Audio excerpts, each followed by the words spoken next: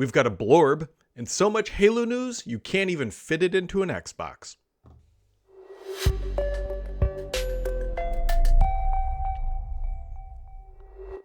Happy Friday, friends. It is Friday. It's Friday. I don't know why I almost went into a little song and dance there. It's Friday. Hopefully everybody had a wonderful week. That is what we hope. That is what we always aim for. That is the high water mark. A wonderful week. What a crazy week. So Microsoft announced a ton of AI stuff for Windows, and then Xbox and PlayStation they're getting together and they're having a little Spartan attack, and we need to really dive into that stuff. But first, there's so much tech news. I actually ran out of buttons. Usually like I've got these buttons, right? I press them and then like it does that thing. And so I've ran out of buttons because there's so much to talk about. So let's dive into the tech news first. Hopefully you had a wonderful week. Here we go. Microsoft announced their human-centered AI. I thought it was actually human-centric is what I wrote, but human-centered is even slightly deviated from what I was expecting there. And that really just means we're getting this thing. A blorb, a Casper the Friendly Ghost, a blorb. I don't know what you call this shape. You snot, glue, dried Elmer glue, whatever. So Microsoft announced Copilot Myco, I think it's supposed to be Myco, like Pico or Pico and Myco, Pico, Miko. I don't know. Miko is probably right. I don't know. We'll all learn in real time.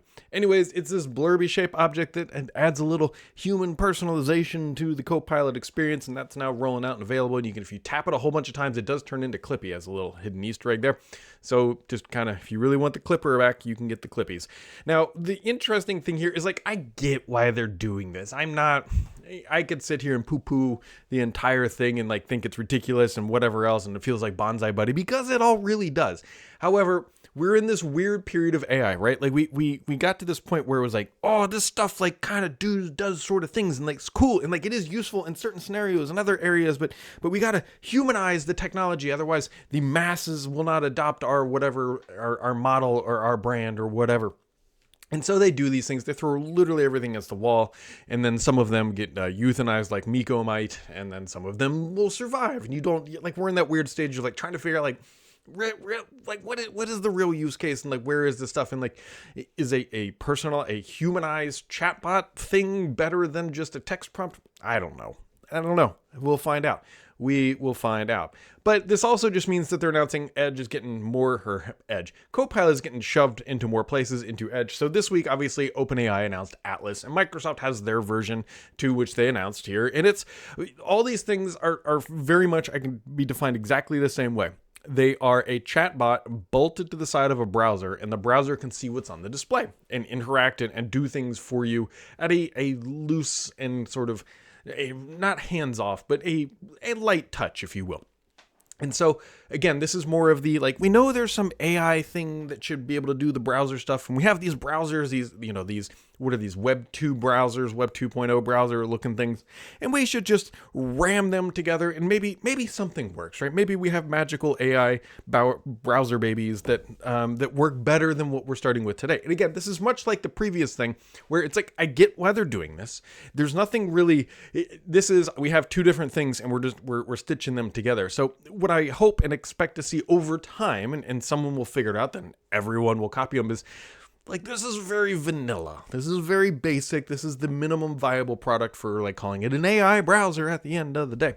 And so there's nobody has shown anything off yet that is game changing, if you will, right? It's still the same browser. It's still tabs. It's still, you type into the address bar and you get a cert.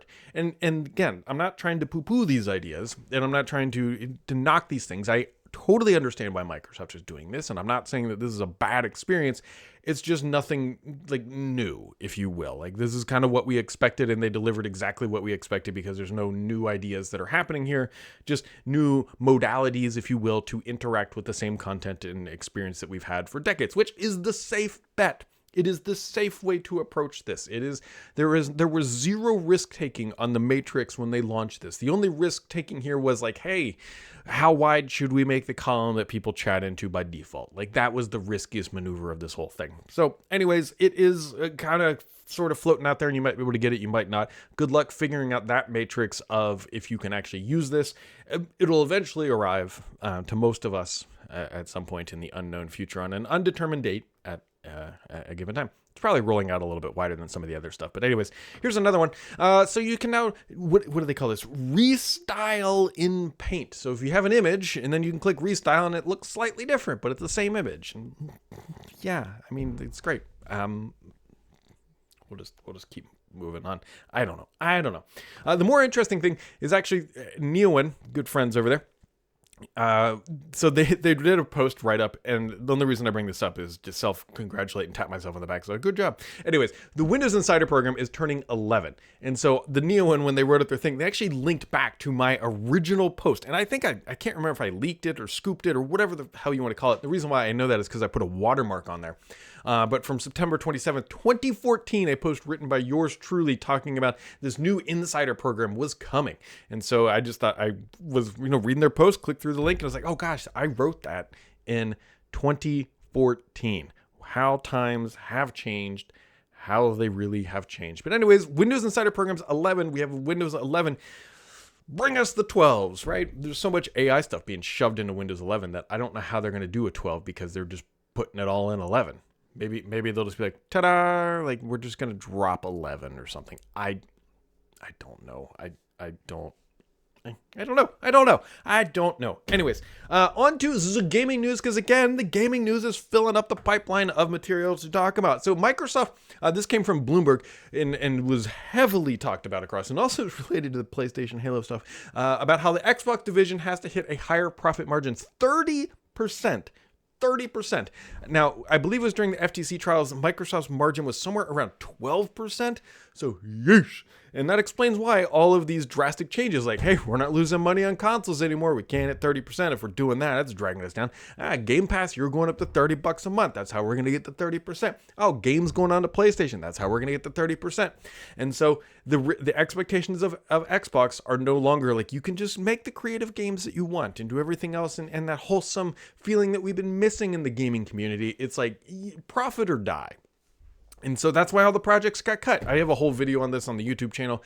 You can scroll back the wheels of time and go watch it, where I go much deeper into many of the different facets of how the profitability is accounted for here. But that's the reality. And the 30% explains why everything that you don't like that is happening at Xbox is happening.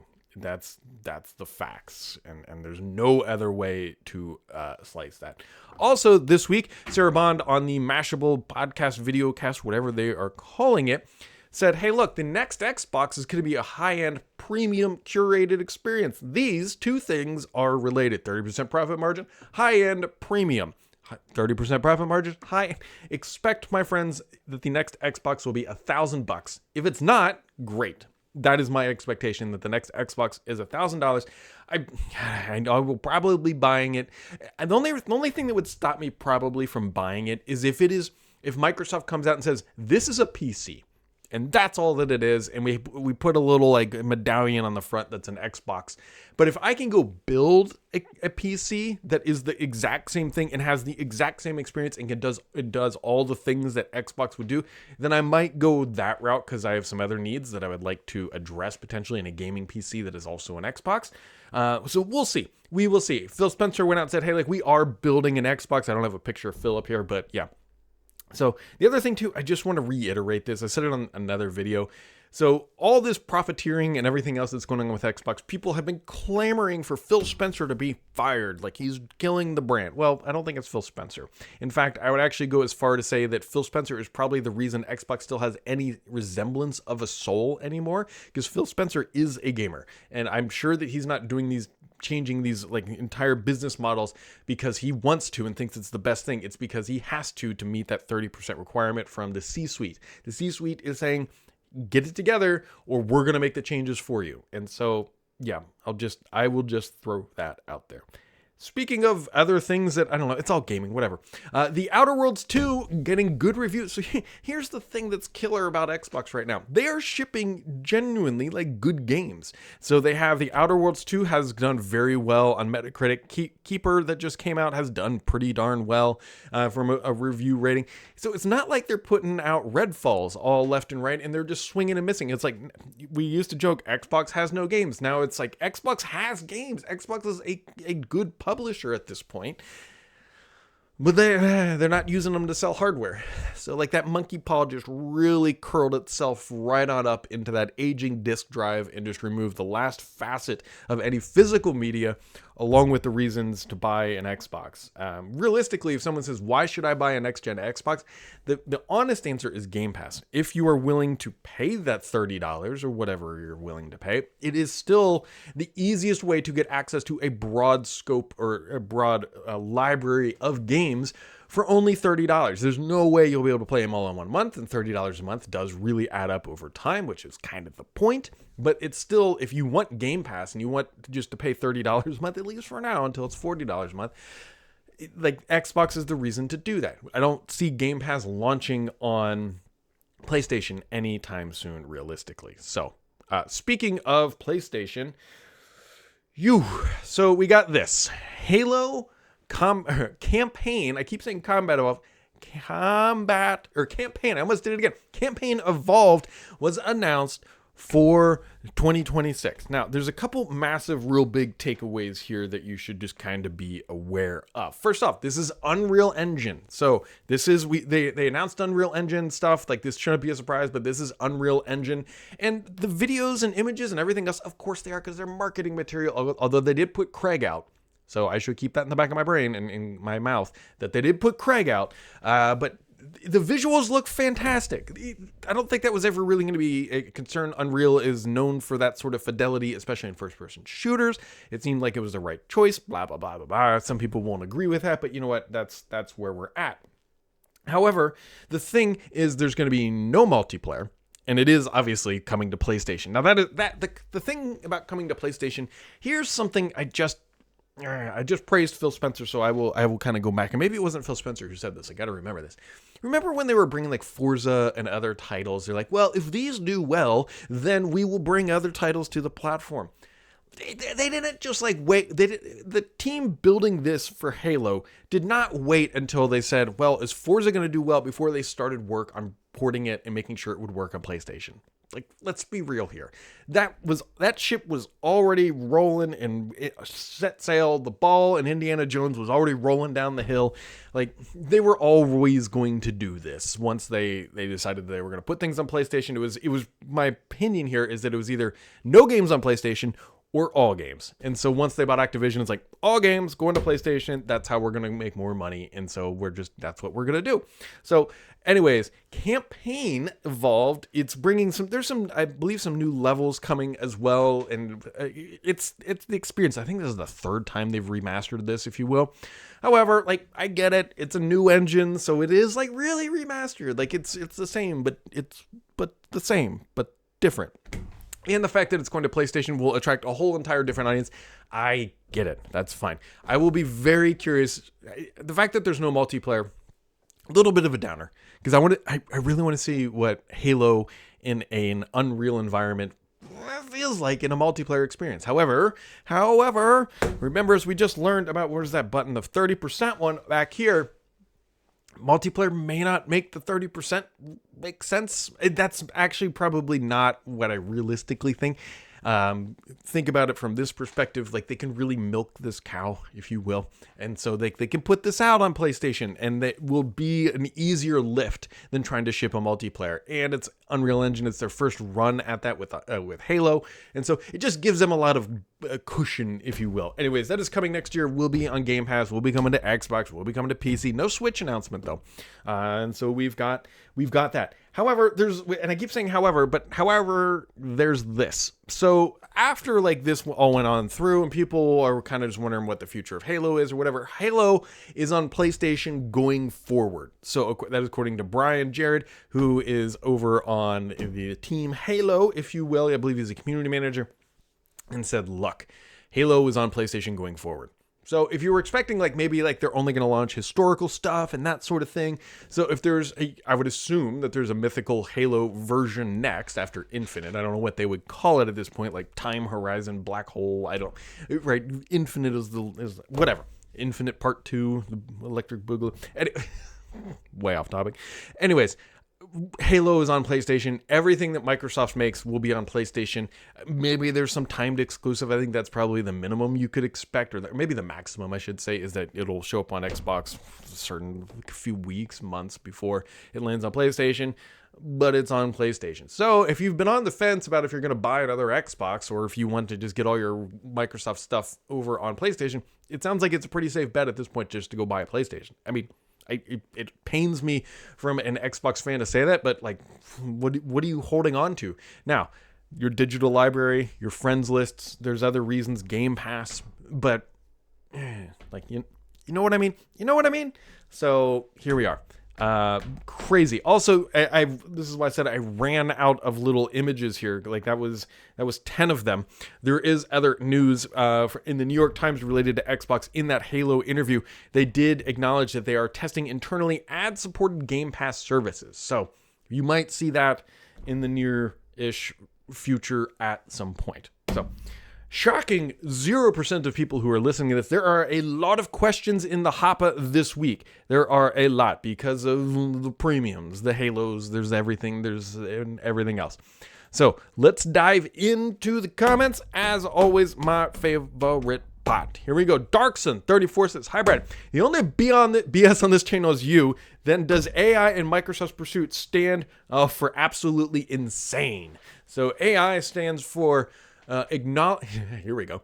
Acknowledging investments is what AI stands for in Microsoft, right? They've dumped literal billions. I wonder if we could quantify it. We know they put like 10 billion plus into, so we could at least say tens of billions. I don't know if we could be in the hundred, maybe we could say about hundreds of billions, at least tens of billions of dollars into AI. And so they need to acknowledge that investment and shove Copilot, ram it in sideways to every single product. So yeah, there we go. Dark Toolbelt plays Xbox says, "Only way I see Xbox moving forward if I want to come is the Asus ROG Halad with an Xbox button and an app licensing partnership. And we already know it's free money for Xbox and just everything else will double, blah, blah, blah. Just look at the Razer keyboard for Xbox, took a PC, added a magnetic tray and charged $200. Yes, it goes on and on and on. What are your expectations for a console by Microsoft? Or will it be a Dell, Lenovo, Asus partnership, blah, blah, blah? I don't mean to blah, blah, blah like I'm ignoring. He wrote a very long and nice comment, but I cannot read all of it. However, so he says, what are your expectations for a console by Microsoft? So if we take Microsoft at face value, which they have just told us, Phil Spencer said they are building their own hardware. Now, hardware is a loose term here because, in my opinion, they're building. What do they call these devices? It's the same thing. It's the manufacturing sample, if you will, right? NVIDIA does this. So there's the Founders Edition cards, right? You know, the ones that are actually built by NVIDIA. And then you go look at all the other third-party vendors. So they're an RTX 5090, but it's not NVIDIA making it. It's I keep thinking HTC, but the Asus, all those guys. Asus, Acer, all those. Does Acer make an 5090? I can't remember who all is making 5090 cards, but we all know what I'm talking about, right? MSI, like those guys. They make a motherboard, then they make a 5090 usually. Anyways, that is, I think, the model. That I think Microsoft is going to come up with a spec, right? A board and a whatever, and then other players will be able to build their own flavors and variety of it. Like the ROG Ally is the model, it's the canary in the coal mine. So Microsoft will build the Founders Edition, if you will, of the Xbox, and that'll be the plain Jane vanilla one. But it wouldn't surprise me if there are third-party Xboxes using the same spec, but maybe they toss in some RAM, maybe they do whatever. But I believe it's going to be much, much, much closer to a PC experience. The only thing that matters to me, and I will say this every time someone brings this up, the only thing that matters to me is what is the backwards compatibility story with existing Xbox games, because we all know the caveat that exists right now with the ROG Ally. We all know it. It's like it's an Xbox, but it's only an Xbox on games that actually have PC ports. It doesn't have any true Xbox games. Now, the other argument to that is, well, Brad, every single game that launches from Xbox these days already has a PC port, so you're fine going forward, which is fine. However, I have a massive digital library. And like, I would like to, at least in the back of my brain, at least sleep knowing like that thing I'm about to spend $1,000 on will at least play those titles. And I don't want them streamed. I don't want them streamed. I want them local. I want them local. Danny says, I am in a rehab facility after having my leg amputated. Jesus, Danny. Well, get well soon. I would say, hopefully it's a happy Friday, but my goodness, man. I don't have an access to my computer or Xbox. I'm thinking about getting an Xbox Ally X. Can you tell me what type of SD cards it takes and if it allows you to play games off the SD card since it only comes with 1 terabyte of storage? I believe it does. Please don't quote me on that before you buy that and then you're get mad at me. But I believe it does. Like it's a PC. It's not. So I believe where your head is at, which is a great place to be. You're like, look, if I have an Xbox, the console, I have to go buy one of those Velocity storage cards. And then you plug it into that specific port. I don't believe the ROG is like that. I mean, it's quite literally just a PC, and it's just got a slightly fancy UI and experience. The one hesitation in the back of my brain is, because I do not have one, is when you're in that Xbox mode, I would have to imagine storage is still accessible via the USB facility that is provided by Windows, and they don't actually kill that. It takes you to increased performance. So I would double check. But geez, man, Danny, get well soon, my guy. Ooh, Porum, oh geez, the names. Porum Bamike, we'll go with that. With Sarabon mentioning that the new Xbox will be premium and curated, do you feel that Xbox is taking a page out of the Surface playbook, making a high-end hero, this is what I mean, is making a high-end hero device and then lean into Asus and others to create lower-cost Xbox consoles? Unfortunate that would leave the budget gamer behind. I do.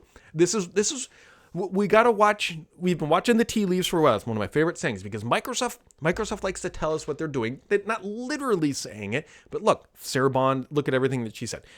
This is an Xbox. Look at the marketing campaign, right? So like Microsoft, there used to be this real hard line of like, what is an Xbox? And like, if you're on this side, it's a console. If you're on this side, it's not a console.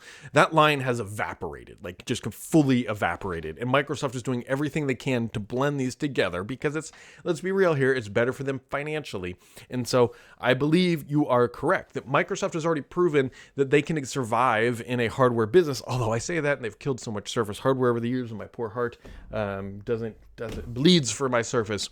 I'm literally on a Surface right now. This laptop that I use every time for this podcast is a Surface. My work computer is a Surface. I like Surface hardware. Anyways, Microsoft can make the hardware. And then I believe you're correct that they will just leave it to the partners to do it. What we don't know, and besides the backwards compatibility, the thing we don't know is like, what is the chipset componentry that is going to be doing this? Because there's two ways to look at this, like the NVIDIA model where it's like this, like here's the CPU, here's the system on a chip, go build your universe of hardware uniqueness around our central core. Or is Microsoft going to be like, yeah, here's a software experience and that's all you need, and then you can be on anything. Not like an Intel Atom, but are they going to do more of like if you meet this sort of performance benchmark, like let's say you got to have an NVIDIA 4060 and you got to have at least 5 cores would be weird. At least a 6-core CPU that's has some sort of spec requirement right there, and then that's considered an Xbox, and then that is certified to play the original Xbox games through emulation or whatever else. That is a different model that Microsoft could take. These are one of the things that I will be watching for very closely in Game Developer Conference in the spring. Sometimes gives us good hints, and so that's what everybody needs to be looking for. Is like, is the next gen Xbox a locked spec experience? Meaning, hey, this is the console for Microsoft. This is the only way you can play the Xbox that you know and love today. Or is it this soft spec requirement where it can be anything that's on this line and above? We don't know, and that leads into your question. So. Oh, another good one. What's your take on, from the same individual, what's your take on Judson Athloff, I can never say his last name, taking of the commercial business reins from Nadella?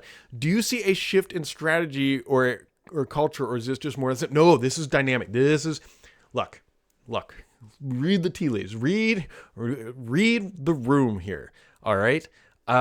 Amy Hood has been blown up through the ranks as being the driving force behind a lot of Microsoft's decisions lately, especially on the Xbox side. Like Amy Hood has been running things, right? And then all of a sudden, some of his primary role is now on this other individual. So then you have that going there. Then you have this really weird AI thing happening with OpenAI, where OpenAI feels like it just doesn't care about its relationship with Microsoft anymore. I am not saying Satya Nadella is being fired. However, his role has evolved so much, and it seems like Satya is setting himself up for the next phase of life. And that, I mean, he's been there, and he will go down as a very, assuming like he retires next year or something. I mean, you pick whatever date, he will go down as being a very good CEO at Microsoft. Right? He has really evolved that company. They are significantly more valuable today. They are not the same entity it was when he took over. Some people will absolutely be like, well, he ruined all the things that I love. Windows Phone, we have, Xbox is not what it was when he took over, for better, for worse. Surface is very different. And so whatever, the bottom line, the shareholders, they have been very happy with Satya, but it's definitely more dynamic at the top of the org chart at Microsoft these days than it had been in the past few years. Photopop, Fopadop, that would be the appropriate way to say it. I am almost certainly screwed that up. It says, it seems like the only way the everything is Xbox approach, including Microsoft making premium hardware, works is if there are third-party manufacturer consoles and or a version of Windows that can play all Xbox games. Other than speculation, is there any hard evidence that this will happen in time for the next console generation? So, other than speculation, so if you want pure hard facts, yes, go look at the ROG Ally. That is it. You can go look prior to Microsoft announcing that they said, hey, we are working on a better, more focused gaming version of Windows. So that is the first thing that Microsoft literally told us they're doing. Then we get the ROG Ally that has this new mode. Now, I'm not saying this new mode is perfect or great or good, because if you even go watch any of the videos, every feedback is the same. It says it's too much Windows. There's too much. Update your software. You got to update the BIOS. You got to the ROG Crate application needs to be Armor Crate, needs to be updated. And so like all these things are still there. And so yeah, it's if you want to go purely off of facts and not speculation, that is it. And then go listen to what Sarah Bond and Phil Spencer have been saying. They're like, this is like the first of the next gen. This is the first experience like this. We all know where they're meaning. Like, there's gonna be more down the road. They're not gonna launch this ROG Ally and be like, nope, that didn't work. And then, like, we're gonna go all back in on hardware and screw it. Halo's not going on a PlayStation. It's the ship is sailing and the ball is rolling down Indiana's hill.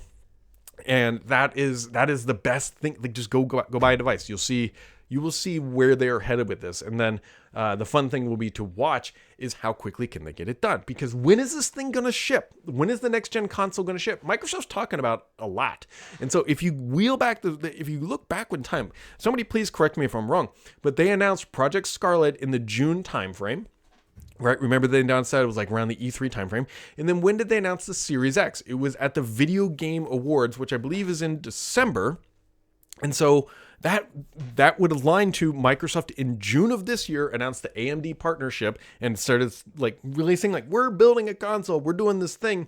And so if they follow that path, which nothing says that they will, they can change that up, they would start talking about their own stuff maybe around the December timeline, if they follow the same marketing path and beat that they did with the Xbox Series X and S. And so just keep your eyes and ears peeled for that, because there were rumors that it's coming in 2027, which to me feels a little far out now, given that they're already shipping hardware with it. And Microsoft is a software company, and they should be able to rapidly innovate on the software experience, learn what isn't like. Let me pull that back a little bit. If Microsoft is looking at the ROG Ally and the Windows experience, or the Xbox gaming experience on there, and they're learning things from the customer that aren't like blatantly obvious about updates and all that, that's a big fail. Hopefully that is just the where they could get to and be stable before shipping the better experience. They've got a year. They would have a year if the console, if you will, whatever you want to call it, Windows PC is shipping roughly this time next year. We don't know the exact dates. We do not know.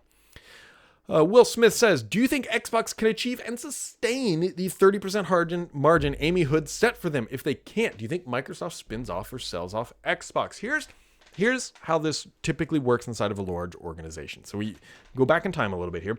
So Xbox says, hey, we want to make investments in the company, into our business unit. Those investments are buying studios. And they say, great, we are happy to support you. How much money do you need? And they $80 billion. I'm like, oh God, you got $80 billion. So they go through the transaction, they get it all done, and they buy up all the studios, not just Activision, but some of the ones previous to that and everything else. And so they do all that. Then the business comes back and says, hey, now you have this asset. Here you go. They hand it over. How are you going to grow your business? And they say, well, here's our plan. And they share the plan prior to that. And so then they put the plan into place and start talking about Game Pass and everything else. So a year goes by, or roughly, give or take, or something like that. And they go back to the business and say, hey, how's that investment going? Are we getting our money back? Are we getting our growth in the industry, in your business segment, to justify the expense? That'd be Amy Hood. And they're like, we're sort of doing things. And then that's when like the record stops and management, the C-suite, Satya, Amy, and all those people say, wait a second. You said that if you would do this, we would get that, and we're not getting that. So what changes are you going to make? And so then they probably suggested some changes, and the management came back and said, by our calculations, that's not going to work. Do better. And so like they really just start grinding Xbox down to make the decisions that they didn't want to make, but they have to make to hit higher level margins. Now, the 30% margin is an interesting one. That is a very high level of margin for a gaming entity. 30% margins are like software margins, like you're selling Windows. They're actually a little low on the software side potentially, but they are pushing things to get higher margins. That is how the corporate business works at the end of the day. 30%, it might be obtainable. It might be really tough, but in the corporate world, especially in a company like Microsoft, that's okay. They would rather grind you down and get you to where they want you to be than to keep everybody happy. Internal corporate politics is not about being happy. It's about getting margin. And so this is why I'm like, Phil Spencer might be the last bastion of Xbox's soul, because he's very clearly getting beat up from the top because he needs to hit this 30% margin and some serious growth metrics, but it's challenging. And so that's when the studio cuts come. That's when Xbox pricing is like, fine, if that's what we're going to do, then I'm going to have to burn the goodwill of the brand with our consumers and be like, sorry, this is what management wants me to do. And so when people start drilling Phil Spencer, Phil Spencer isn't raising the price of the Xbox console because he wants to, because he thinks it's going to sell more consoles. He's doing it because he has to hit these margin expectations, because it has to align to that investments that were previously made. And so like that wheel just keeps spinning on and on and on. Whether or not they spin out Xbox like that, I've said it before, that one of the greatest strengths of Xbox is that it has Microsoft behind them, right? They have Azure, they have all the cloud, they have everything going on. And so they can leverage that to get unique advantages. The downside of Microsoft being part, or Xbox being part of Microsoft, is that they also have to abide by the corporate politics and the mandates for higher margin revenue, because they're not just paying their own bills at that point, right? And so Xbox has to live up to the expectations of the entire company. And Microsoft is a software company with huge margins and even higher growth expectations. And to keep that momentum going, or inertia as it's typically referred to in the business world, Xbox has to step up. And so that is the downside to being able to just go, like it's kind of insane. It's like, we need to go borrow $80 billion from ourselves. Like, and Xbox just went and did that. Like, if you're like EA or some other company that's not Microsoft, that's insanely hard to do. But now Xbox is having to prove itself. And so that is why we are seeing all of everything going on with Xbox. Genuinely why. So, I don't know if they would spin it off though. Spinning... The other, like, I could talk about this. I love this stuff. So this is my favorite stuff. One of the challenges is like Xbox is one of the very few little brands inside of Microsoft that consumers actually know, right? Like Surface was sort of hoped to be that, but it's not really, but it is, but it's not. Windows is like, Windows has become, it's that thing you use at work, or for what gamers use, right? It's the thing you go to work and you work on Windows, and that's what it is. And so Microsoft has to be careful here, because they are proven that they are willing to burn the bridges of margin, or build the bridges of margin over the dead bodies of fans, I guess is probably the better way to describe it. And so, yeah. Spinning it out would be tough, just from they don't want to lose that last consumer connection.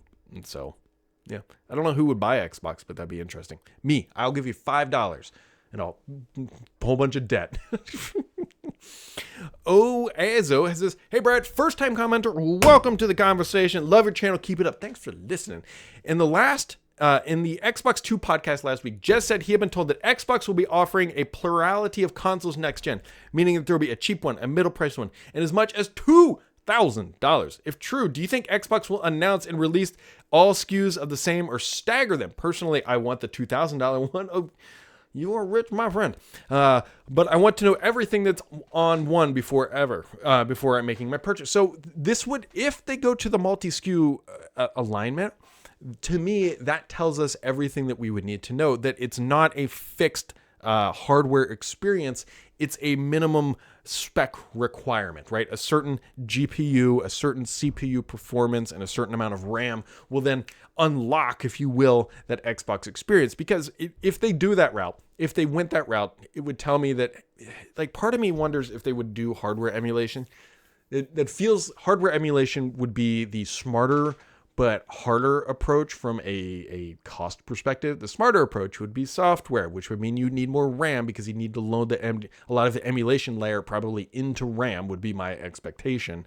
And then you would need probably minimum 16. I don't know enough about emulation to coherently say how hard it would be to emulate the current gen stuff.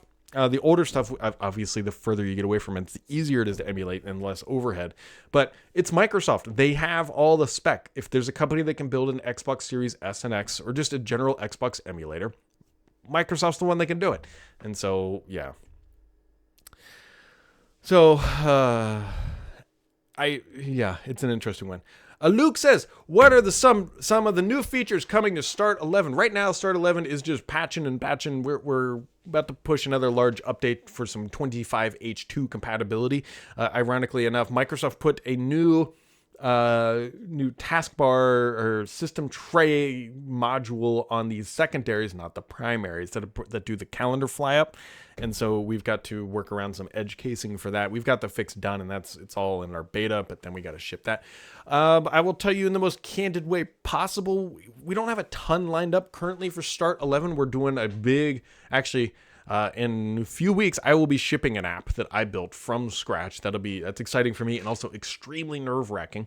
And we're also going to have another big Multiplicity 4 update, is what the team is mostly currently focused on right now. So, yeah.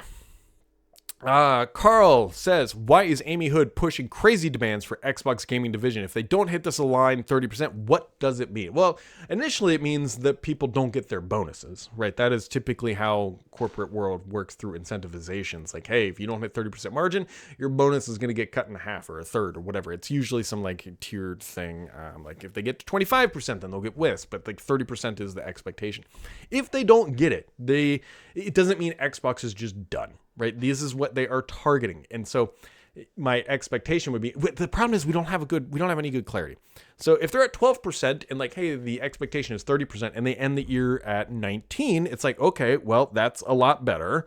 But if they don't get to 30%, it doesn't mean they're going to kill it. Then they're going to start making more decisions like, how do we get to 30%? What is your plan? And you got to remember, too, that they're on the fiscal year of June 30th. And so like they're right in the middle now of that executing that plan for this year to grow margin, which is Halo and everything else being announced. And although we don't know when Halo ships, like if it ships in the first half of the year, then it would count toward this fiscal year, but it might be, we don't know. We don't know the exact date. And Mr. PKI wrapping it up with the end of the week questions, as he likes to do. I think it's 4 of them, if I can count here. He says, you mentioned Keeper game last week. Is it really that much better than Indiana Jones? And is that why you never finished it on your treadmill? Well, maybe Mr. PKI, and maybe I'll finish it once the treadmill's right here for people who are new. It's right next to this. Like actually here, if I go to this view, I need to readjust my camera. This is the treadmill right there. And so I play Xbox on here, walking on there. But it's, what is it right now outside? It is warm. It's fall. I was going to say warm. It's actually pretty cold today. And so in the wintertime, I walk on the treadmill and try to play Xbox to the best of my ability, for those who don't understand that reference. Mr. PKI says, is it true that Indiana Jones and the Great Circle DLC is not free on Game Pass? I believe that's how it works. Because Starfield, the DLC, I believe you have to buy it. And then Indiana Jones, you would have to buy it too. Is that the new model where now games are free on Game Pass, but all the money will be made from the from the downloads? It's part of their model, yeah. Right? They try to get you hooked on the game initially, and then if you want more of that delicious game, then you got to buy it. Clearly, they think it's a model that works, so we'll see. What's another one they could try it with? Doom. Doom would fall into that category, right? Can they sell a DLC for Doom? I don't know. We'll see what they announce. And he says the rumor is AI is being used for the next Halo game. Yeah, there was some, I don't know, high level departure. I mean, Halo's been gutted from top to bottom after Halo Infinite, but definitely been departures. Why are people leaving and complaining on social media? Microsoft's statement initially was, I mean, this is like the big corporate politics. It's like, hey, you don't have to use AI, but we're not going to tell you not to use it either. Which, by the way, in corpo speak, that means you better use AI, right? I know enough about Microsoft that they have mandates to use Copilot, not on the gaming team, but internally they have to they should be using it, and I believe they have to have targeted metrics or KPIs, as they're generally referred to, around usage internally. And so using AI is such a large statement, right? It's like, oh, we use it on Halo. We used it to write all of our email and our marketing material. Okay. But I think what people mostly mean is like, are you paying your artists? Is that happening? I don't know. We'll find out. In his last question of the week, it says, so based on all the interview talks, the next generation console is going to be even more expensive than the Ally handhelds. I think it will be. Well, I guess it depends which one you're talking about. I'm dead serious when I say people should expect $1,000. If it's below that, you'll be happy. If it is that, you'll knew it was coming. And if you think I'm just making it up, we already have $1,000 pricing. You go look at the pricing of the top tier Xbox Series X. The 2 terabyte is not far off. Maybe it's a couple $100 off, but like you're in the 700s. So there you go. There you go. Wild and crazy week, my friends. Wild and crazy week. A lot of good stuff. Love all the questions, the PlayStation stuff, everything else. I say it's a crazy week, but Microsoft keeps finding a way to step it up. There we go, my friends. As always, make sure to keep it subscribed here because the only BS on this podcast is me.